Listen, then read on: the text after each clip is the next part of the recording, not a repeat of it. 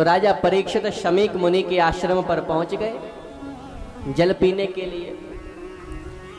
लेकिन उस समय शमीक मुनि समाधि में थे, ध्यान में थे। और जो ध्यान में होते हैं तो वो तो बिल्कुल भी अपने नेत्र नहीं खोल सकते हैं। बाहर क्या चल रहा है क्या नहीं चल रहा इसका उन्हें तो कुछ नहीं पता, वो तो परमात्मा के ध्यान में लीन है। राजा परीक्षित ने उनसे जल मांगा,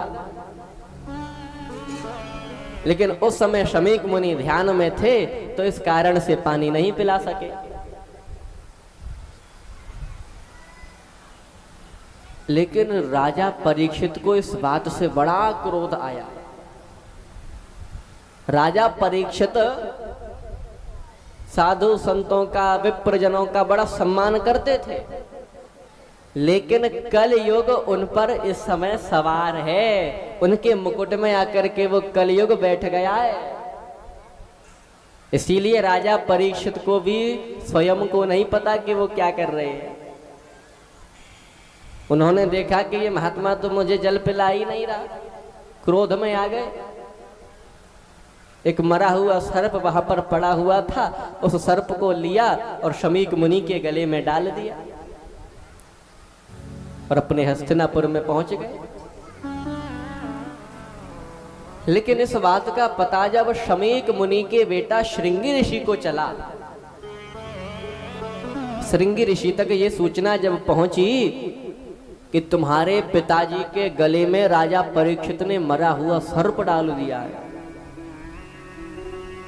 और आपके पिताजी तो समाधि में हैं, अभी ध्यान में हैं। तब इस बात को सुनकर के श्रृंगी ऋषि को बड़ा क्रोध आया और क्रोध में आकर के हाथ में जल लेकर के उन्होंने राजा परीक्षित को श्राप दे दिया कि जिसने भी मेरे पिताजी के गले में ये सर्प डाला है, यही तक्षक 7वें दिन उसे डस लेगा।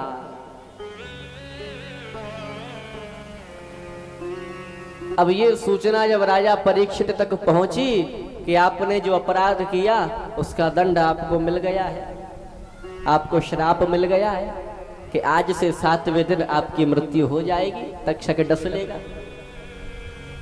तब राजा परीक्षित हस्तिनापुर के सिंहासन पर अपने बेटा जन्मेजय को बिठाते हैं और गंगा के किनारे पहुंच करके आंखों में आंसू भर के भगवान को पुकारते हैं।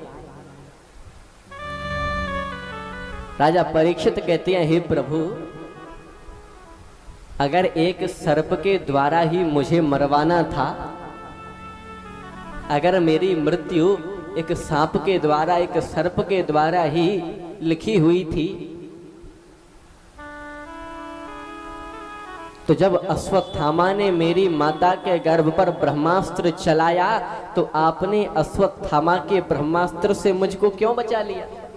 जब एक सांप के द्वारा ही मुझे मरना था तो मुझे गर्भ में ही मर जाने देते, उस समय मेरी रक्षा क्यों की? हे भगवान, पहले तो आपने एक अश्वत्थामा ब्राह्मण के ब्रह्मास्त्र से मुझे बचाया, लेकिन अब श्रृंगी ब्राह्मण के वाणी रूपी वज्र से भी मुझे बचा लीजिए।